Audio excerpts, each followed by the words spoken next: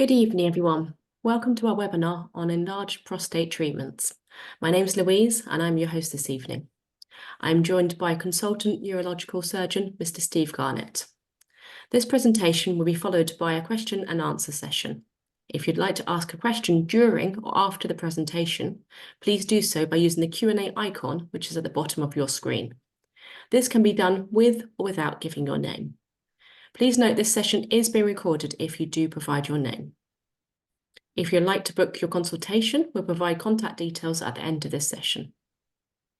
I'll now hand over to Mr. Garnett and you'll hear from me again shortly. Over to you. Thank you. Thanks, Louise. Good evening, everyone. Thanks for joining us to talk a little bit about enlarged prostates and the various treatments for that problem.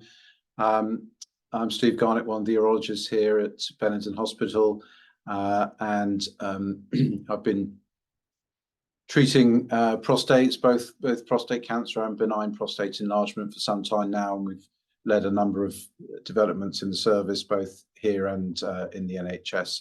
So what we're going to talk about tonight is a little bit about the causes of prostate enlargement, what symptoms it might cause, how we as urologists diagnose that, and what treatments there are in outline. In particular, we're going to be talking about the new aquablation treatment, a little bit about TURP, which is the sort of standard or most widely performed operation for prostate enlargement, and also a little bit about the Urolift, which is a smaller procedure that is suitable for some people as well. And at the end, there'll be a chance to ask some questions. And at the end of the presentation, there's also a short little video from someone who's recently been through aquablation treatment, just describing their experiences. So, as I said, I've been involved in working as a consultant urologist here at Benenden's for about 15 years now. And I work locally in the NHS in East Sussex as well. So benign prostate enlargement, also called BPE, we used to often call it, and you may hear it referred to as BPH, which is benign prostatic hyperplasia as well. So it's a very, very common condition. It affects most men as we get older. So from the age of 50 to 60, about half of men will have some degree of this. And as we get older, particularly sort of from over the age of 80, 90% of men will have some degree of benign prostate enlargement. So, you know, at least 3 million men are estimated to have symptoms associated with benign prostate enlargement in the UK. So it is extremely common.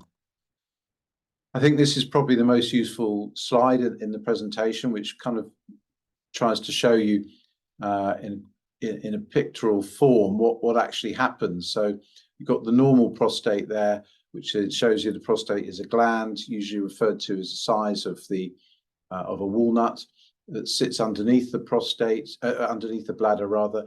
And as you pass urine actually through the prostate. When the prostate gets enlarged, the way out of the bladder gets compressed and squeezed, and the passage for the urine is much smaller. So you can see very easily there why the flow might get slower, it might be difficult to pass urine, and eventually you can get to the point where you can't pass urine at all. So that's really what happens when the prostate enlarges and squeezes the urethra and the way out of the bladder. We don't really know why people get benign prostate enlargement. We know that it's related or linked to the male hormone testosterone, in that if people don't have the male hormone, they don't get prostate enlargement. But exactly why this causes the prostate to grow, we don't really understand fully. So what symptoms do men usually get when the prostate starts enlarging? As I said, it can squeeze or narrow down the urethra, the tube that takes the urine away from the bladder, and this might cause you to have difficulty starting to pee, maybe difficulty emptying your bladder, which can lead on to needing to go more often, a reduced flow rate, and in turn that can lead to getting up more at night as well. and sometimes that can lead on to urine infections or possibly not being able to empty your bladder at all in more severe cases. So for men who are worried about this and maybe have noticed some symptoms, in fact, to be honest with you, often in clinic I see it's often patients' wives or partners who've encouraged them to come for treatment because they're getting fed up with the symptoms as well, particularly if it involves getting up and going for a pee a lot in the night, which can lead to interrupted sleep for everyone. But in the first place, most people will see their GP. I know that sometimes it's difficult to get an appointment with the GP at the moment, but that's usually the starting place.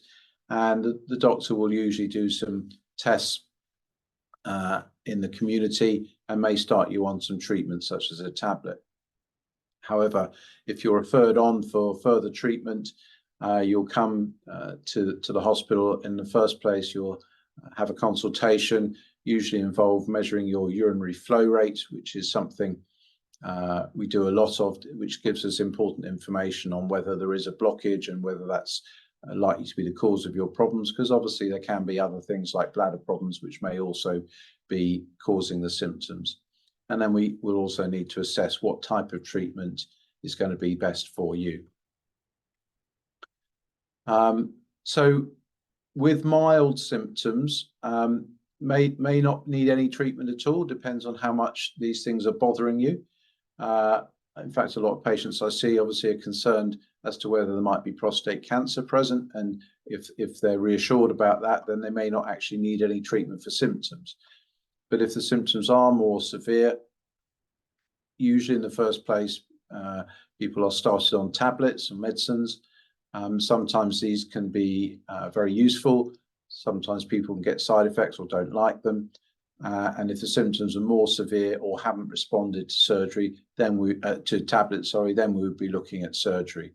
And there are different forms of surgery, but the key ones we offer here would be aquablation, which is the newer robotic treatment, transurethral resection of prostate, which is also known as TURP, and the urolift procedure. Another procedure that some people have is also called HOLEP, a laser procedure. So let's talk a little bit about aquablation to start with, because this is a new treatment that a lot of people are interested in. It's something we've been offering here at Benenden for a little while now. It involves using a surgically controlled robotic procedure that uses high pressure, high velocity water jets to ablate or remove excess prostate tissue. And by doing that, we open up the way out of the bladder and take the pressure off the urethra and improve the urine flow. So this is a procedure done under general anesthesia because we need the patient not to move at all. So it's very important that they're still during the procedure, because we use an ultrasound to give us real-time imaging and map the prostate. And once we've made that map of the prostate, we use that to plan the treatment. And once we've made that plan, we really don't want the patient to move. So once we've made a plan, then the robot will use the high pressure water to ablate the prostate according to the plan that we've made. Obviously, the surgeon is there all the time and can adjust things as they see fit, but primarily the treatment is at that point is controlled by the computer and the robot arm. This is a shot of some of the robotic equipment. It doesn't look that exciting, I agree, but this is also the team that helps me do this procedure. But it is really a big step forward in prostate treatment because of the real-time imaging and precise way that we're able to resect the prostate or ablate the prostate. So what exactly happens? Well, as I said, we're able to precisely target and remove the excess prostate tissue using this high pressure water. It's using a combination of real-time ultrasound imaging that allows us to have very accurate imaging of the prostate and then plan the treatment according to that. We use an integrated system whereby there's a camera that goes down the urethra and into the bladder and prostate area, which allows us visual inspection of the prostate, but at the same time, an ultrasound probe is placed into the back passage, which allows us to have very accurate imaging of the prostate itself, the whole prostate, which through other routes you can't always see. Well, you can't see the whole prostate. It says on there spinal or general, but we do this under a general anaesthetic, and it takes about an hour or so to do, and usually people are in hospital for one night. Excuse me. So I'm just going to show a little video now that shows exactly what happens during the aquablation procedure. So what you're looking at here is this is the robot-controlled water jet, which is coming through a telescope which is put down the urethra. This is the bladder at the end here. This is the prostate outlined here, and the green dot here represents the ablation plan that we've already made using imaging of the prostate here.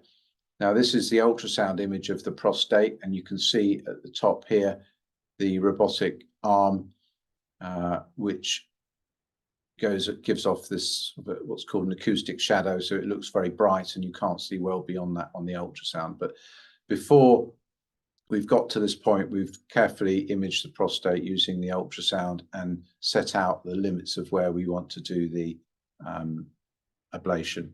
So what's going to happen now, the video is going to play and you'll see the high pressure water jets ablating the prostate tissue, and the image on the ultrasound as well. So let's just run through this. So these are the water jets going from side to side and ablating the prostate tissue, and the depth of the ablation is controlled by the plan that we've set out, and therefore the computer and robot are able to adjust the power used. And that little image you saw there is what it looks like looking down the telescope at the same time. And you can see there the water is coming out, so it's continuously irrigating. So the water jets there are ablating or destroying the tissue, and as it's gone through, the water's coming out. As we get to the end of the resection here, we just resect one side at a time or ablate one side at a time to preserve sexual function, which can be affected by other treatments, particularly at this point. And the exciting thing about having the ultrasound and the robotic control is that we're able to preserve particularly ejaculation at that point there. So it doesn't usually affect sexual function, and there's usually a quicker recovery time and post-procedure discomfort than with other procedures. Obviously, there are no incisions or cuts, so there may well be a shorter recovery time with this system. And because we're able to use real-time imaging with the ultrasound, it does allow for quite a precise removal of prostate tissue, which can reduce the risk of damage to surrounding tissues and hence reduce complications or side effects. With any treatment, there can be complications or side effects, and it's quite common to have some blood in the urine for a few days afterwards. There's always a small risk of urine infection, so we would give you antibiotics at the time of the procedure. And immediately after the procedure, particularly if you've had a catheter in or a tube in the bladder before the operation because you couldn't pass urine, then there can be some difficulty passing urine in the first day or so. Usually these side effects are quite mild and settle down very quickly. And one of the nice things about the aquablation is people do seem to recover very quickly and have very little pain from it. So is this the right treatment for you? That's very difficult for me to answer just for everyone. I think, we need to work out exactly what your prostate size and shape and symptoms are, but it is suitable for a wide range of people, particularly people with moderate to severe symptoms. And you'd need to have a full assessment to know if it's exactly the right thing for you. But the nice thing about this procedure is it can treat most sizes and shapes of the prostate. Going to move on and talk a little bit about some of the other options briefly. So TURP is probably, it's still the most widely performed operation. It's been around for a long time, 40 years or so now. And during this procedure, the prostate is what we call resected or scraped away from the inside using this instrument, which is essentially a camera which is put down the urethra, and the surgeon is then able to directly inspect the inside of the prostate and guide cutting away the prostate in small little bits at a time, which will core out, if you like. That's probably the easiest way of thinking of it, the obstructing tissue. It's a very effective operation at improving urinary symptoms. We know that, but it does have some well-recognized side effects, particularly on sexual function and particularly ejaculation, and a small risk of incontinence, which is generally very low. And I would say it's a very effective operation, but it does have these documented side effects. And usually people are in hospital for a couple of nights after this procedure. This can be done under a spinal or a general anesthetic. The other procedure I wanted to talk about a little bit tonight is the UroLift procedure. This is a smaller procedure than some of the other procedures we do on the prostate. This involves putting little implants in that essentially pull the prostate open. So we fire through the prostate a little clip that's then deployed on the outside, and then that's tensioned against a clip on the inside of the prostate, which pulls the sides of the prostate open. So because there's no sort of damage to prostate tissue, it has relatively few side effects, doesn't have any effect on sexual function or continence. What I would say is, with like many things in life, because it's a smaller procedure, it does have perhaps less dramatic improvement in symptoms compared to some other things, and probably it has less durable results, in that, you know, you may be more likely to need further treatment in the future. Just going to show a little video of that because it's a little bit difficult to necessarily understand just from that picture. So what this video is going to show is a schematic diagram of the prostate.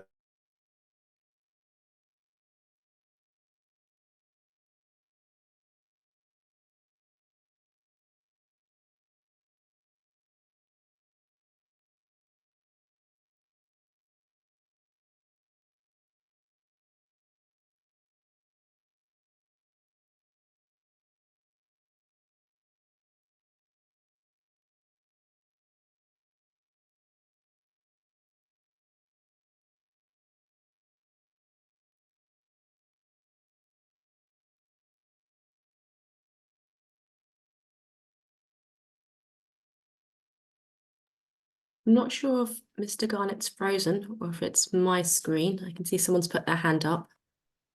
I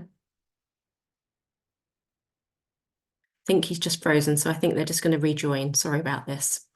It shouldn't take too long. Sorry, we're just logging back in with frozen. Wasn't sure if it was me at first then. Thank you for your patience, everyone.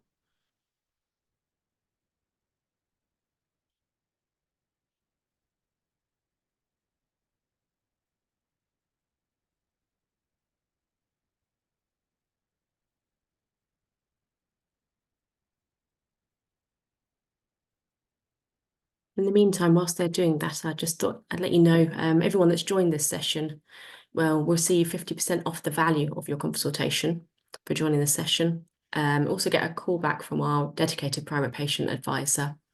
And tomorrow you will have an email with a recording of this talk. So if you wanted to go back and kind of revisit any information that Mr. Garnett went through, you can do that.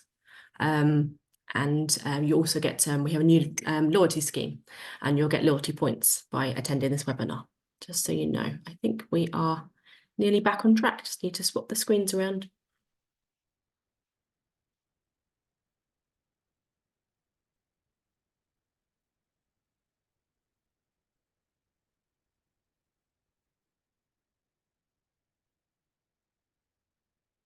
Perfect. Great. Sorry about that. Slight technical issue there. Okay, so so what I was talking about was the UroLift procedure, and just going to show this quick video to outline exactly what happens with the urolift. And I think I was just at the point of saying that this is a schematic representation of the prostate here, narrowing or squeezing the way out of the bladder, the urethra. And we'll just run this through and show how the implants are placed. So we put this instrument down the urethra and then fire these little implants through the prostate after compressing the prostate tissue. And here you'll see the implant going through to the outer part of the prostate and then being pulled back to tension and compress the prostate tissue, therefore widening the way out from the bladder. And the number of implants we put in depends on the size of the prostate and also the shape of the prostate, and not all prostate shapes or sizes are suitable for this. But on average, we put about 4 of these implants in. Now, obviously, this doesn't remove any prostate tissue and it doesn't stop the prostate from growing. So it is possible over time that these will become less effective, but it is a very small and quick procedure and it can be repeated in the future. So as a sort of before and after, showing how this is improving the flow rate. And this is an image of what we see when we look down the telescope towards the bladder. Good. So hopefully that made a bit of sense. So that's usually done as a day case procedure. Usually, to be honest, we do it under a short general anaesthetic because it's a bit more comfortable. Most patients don't need a catheter and do go home the same day. People having this done do get a few days worth of a little bit of stinging and discomfort, but generally the side effects are quite mild and people can get back to normal activities very quickly. Okay, so I think that's a quick overview of prostate enlargement and the treatments that we've got on offer here at Benenden. We're now just going to play a quick case sort of report of a patient who recently underwent aquablation, just outlining his experiences, and he's very kindly given his time and obviously identity and allowed us to show this, which we very much appreciate.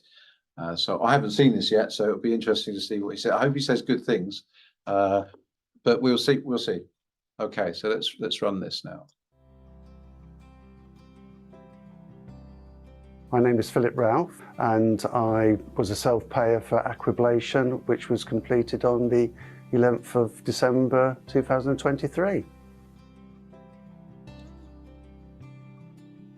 A matter of chance, I saw an information about aquablation that I felt was only available in America, and to my surprise, I saw some information that Benenden Hospital in the UK actually offered this procedure, which was robotic and offered less side effects and a better recovery chance for me, as I was concerned that I did not want to have a catheter for the rest of my life.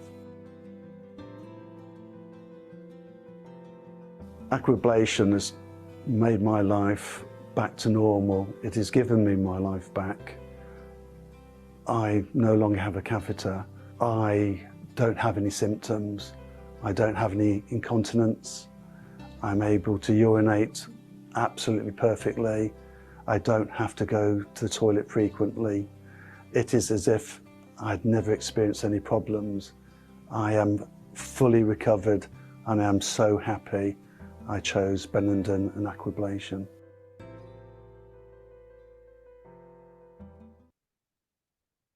Good. Well, that sounds like a positive experience. So that's good. I mean, I think you know, people have had very good experiences with the aquablation and do seem to recover very quickly, which is really nice to see. And obviously, Philip there had got to the point that he couldn't pass urine at all and had a catheter in, so it's quite a severe sort of case. And most patients don't, you know, we're seeing before that, so they haven't got to that point. But even in that severe case where he's had a catheter in beforehand, he's done very well with the aquablation, so that's nice to see. So I think we're going to move on to a question and answer session now. And I think, Louise, are you going to host this and fire some questions at me, and I'll hopefully I don't know what I'm gonna get, but hopefully I'll say something useful. I'm sure you will. Okay, we have some questions in already. So we have some, and if you are thinking of posting some questions, please do. The first one asks, can urolift or aquablation be performed if already catheterized? Which I think that case study kind of hints at.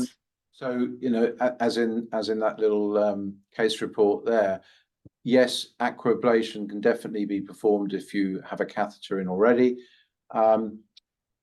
Urolift can technically be performed, but there's not a lot of it's not commonly done. There's not a lot of evidence out there as to how well it works, to be honest. And I think if you've got to the point of needing a catheter in because you couldn't pass urine, then probably you're going to be better off with a slightly bigger procedure than urolift, but it can be done. Okay, and that person also asks, how does the new procedure ITIND compare as a procedure against urolift? Is it a good alternative? Yeah, so ITIND is quite a new treatment, which involves essentially putting a little collapsible metal cage into the prostate, which is left there, which then cuts into the prostate over a couple of weeks and is then removed. I think the evidence for ITIND at the moment is still there's not a lot of evidence for it as yet. I think it's early days. It's not something that we're performing at this hospital at this time, and it's not very widely available currently. And I think quite a few urologists have a few doubts about it, but time will tell. We'll have to see. Thank you. We've had a question around the risks of the operation, but of course you did mention a couple. So I guess if just mention the risks of all three operations, I guess. And is there still a need to take medication afterwards? And can the prostate grow back again? There's quite a few questions there, but yeah. So and there's a cat behind you, but yeah, sorry about him. So in terms of, do you need to take medication? No, the whole point of having an operation is so that you don't need to take medication anymore. Can the prostate grow back? Yes. With any procedure, the prostate can continue to grow. And as I said, we've got because it's been around the longest, the TURP has been done for about 40 years. We have the most sort of long-term follow-up on that procedure. And we know that about 20% of men after a TURP will need a second procedure by 10 years. So 80% don't, but one in 5 do by 10 years after a TURP. If you look at aquablation, the figures for retreatment are very similar to TURP, if not a little bit better at 5 years. But because it's fairly new, we don't have 10-year data, so I can't directly compare it at 10 years. And with urolift, we tend to find that the retreatment rate, as I say, is a bit higher than that because it's not actually removing any prostate tissue. In terms of side effects, I think I sort of did allude to that, but with a TURP, the majority of men will find that the ejaculation is affected, and some men will get erection problems. Very small number can get incontinence problems. With aquablation, most men do not get any sexual side effects, and incontinence is incredibly rare. With urolift, the essentially no significant sexual side effects, and incontinence is not an issue. Thank you. Okay, this person said they've had a PAE procedure about 5 years ago. It was very effective, but the symptoms have reoccurred. Sorry. They understand that a repeat PAE is not so successful. Would aquablation therefore be appropriate as an option for them? Yeah, so as I said, it's very hard for me to say on specific cases whether it would absolutely be the right thing, but there's no reason you can't have aquablation after PAE. PAE is prostate artery embolization, where the blood supply to the prostate is blocked off by little implants that are put into the blood vessels. And whilst that can be a good treatment, the problem with that is that often new blood vessels form and the prostate does start growing again, and that symptoms return over time. Yes, further surgery such as aquablation is possible after that. Yeah. Okay, thank you. What is the longevity of the aquablation procedure?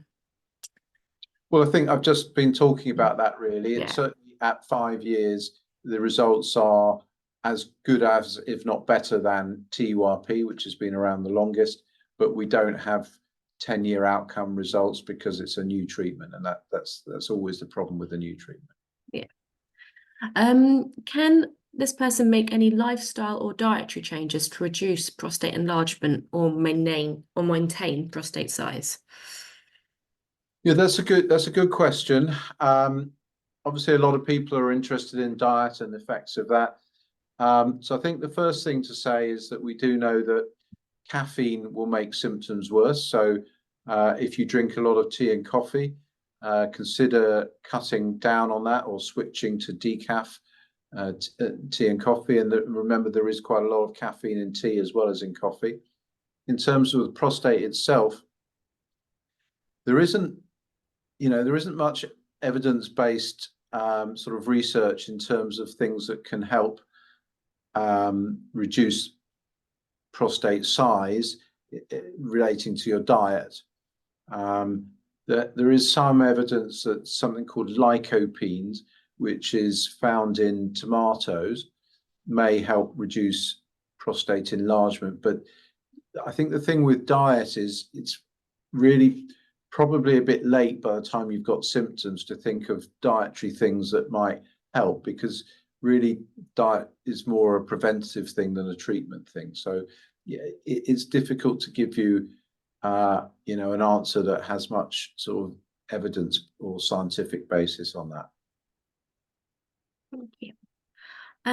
Does Parkinson's disease affect eligibility?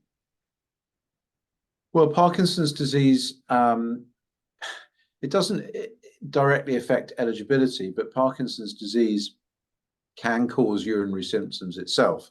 So if you have urinary problems and you've got Parkinson's disease, it may be that some of your problems are related to the Parkinson's rather than the prostate enlargement, although clearly having Parkinson's disease doesn't mean that you can't have prostate enlargement as well. So it's a bit more complicated when you have other problems like that, but absolutely doesn't mean that you can't have aquablation or other treatments just because you've got Parkinson's. Okay. This person says they have a metal hip. Does this affect the scan that would be required? No, because we're using an ultrasound for aquablation, and that's not affected by metallic implants. MRI scans and to some degree CT scans are, but the way we're using a scanner with the ultrasound, no, it's not affected. Okay. So I'm just going through various ones here. They're all quite similar. This person's awaiting prostate cancer radiotherapy, and they may need prior treatment for flow restriction. Currently, TURPs is suggested. Can this new procedure be used rather than TURPs? Yep. Yeah, there's no reason that you couldn't have an aquablation prior to radiotherapy. Yep, that's absolutely fine. Yeah, thank you. Another person said, can you speak about Resume? Do you heard of the Resume procedure, which seems to be very popular in the USA? Resume treatment is a treatment where essentially the prostate is injected with steam. So as you'll sort of notice, there are a lot of treatments for prostate enlargement now. It's very difficult for any one hospital to provide every single treatment. So Resume is not a treatment that we offer at Benenden Hospital. It involves injecting steam into the prostate with a telescopic instrument that's put down the urethra again, and that steam destroys the prostate tissue. It's not suitable for particularly large prostates.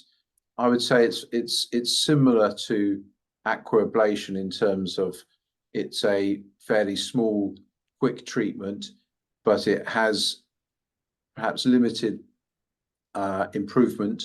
And the kind of the downside of resumed treatment is that you do need to have a catheter in afterwards, because the prostate takes a bit of time to be affected by the steam, and most patients have a catheter in for a week or so. And particularly if you have a slightly bigger prostate, you may well need more than one treatment. So you tend to have a treatment with a catheter in for a week and then go back a few weeks later and have another treatment with another week of the catheter. So it is a treatment that's available, but not at Benenden Hospital. And I think for many patients, the UroLift is,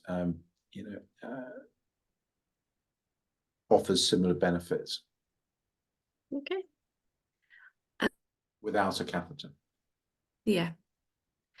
After the procedure, does the prostate resume back to normal size, please?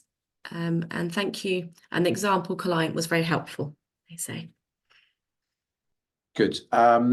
So I'm not sure which treatment that was referring to, but I have kind of already sort of mentioned that the prostate can start growing again, and I think particularly with smaller treatments like UroLift or Resume, if you have a very large prostate and you tend to grow, or your prostate tends to grow a lot, then it is likely that you will find that your symptoms return after a few years.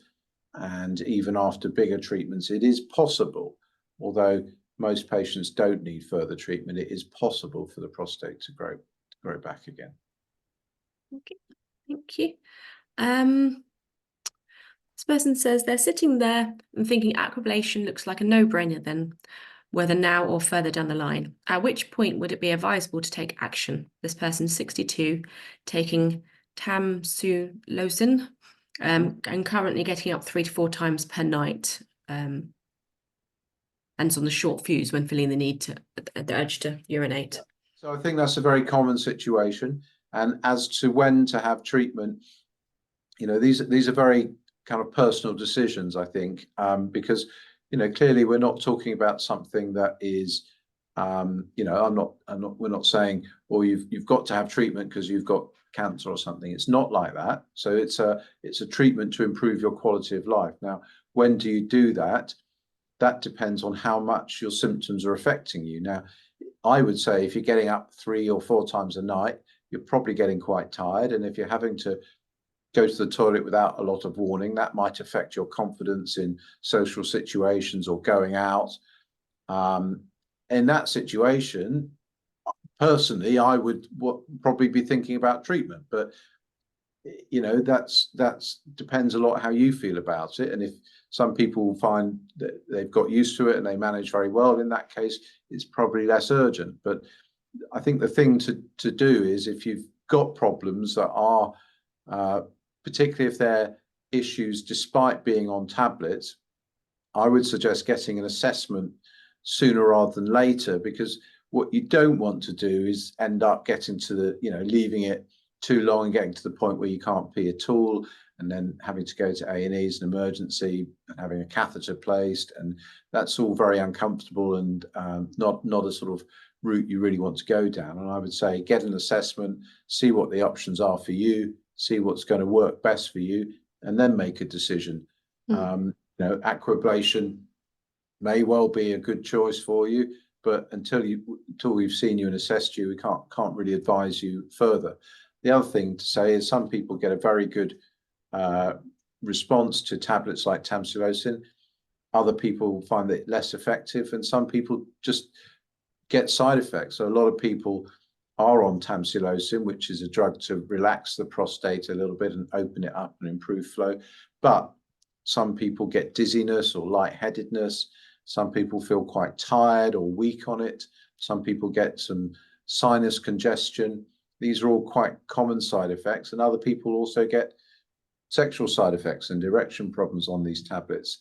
And to be honest, a lot of people just don't want to take tablets long term, which I can understand. So the answer to when to have something done, I think, is quite a personal one. But I would definitely, relating to the question, or the person who asked the question, the symptoms you're describing, I would certainly think about getting an assessment sooner rather than later, and then making a decision. Thank you. And I think this question relates to the Tamsulosin. I can't say it properly. Is there a link with dementia with it? There isn't a clear link with dementia. Some other tablets that we use for urinary problems have been associated with dementia. The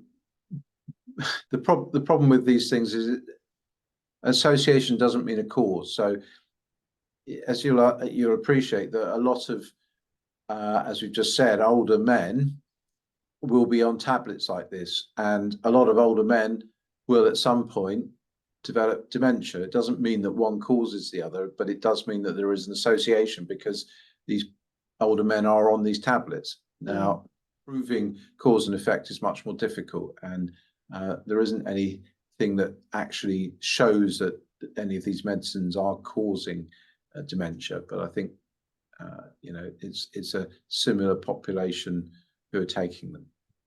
Yeah, that makes sense. This person has been diagnosed with mild prostate cancer. Can aquablation still be performed in these circumstances? Yeah. So what we call low risk prostate cancer is often a very benign form of cancer, slow growing type of cancer, and would often not actually need any treatment. But that doesn't mean that there isn't benign enlargement of the prostate as well, and you're very much able to have aquablation or other treatments if you've got early low risk prostate cancer. And in some ways it can make actually follow-up of those cancers a bit easier, because the PSA should come down after these treatments and be a little bit easier to monitor. Related to that, if someone doesn't know if they have cancer, but can a biopsy be carried out at the same time as doing the operation? So when you have an aquablation, a small amount of tissue is sent off to be looked at to see if there's any sign of cancer, but it's not a test for prostate cancer.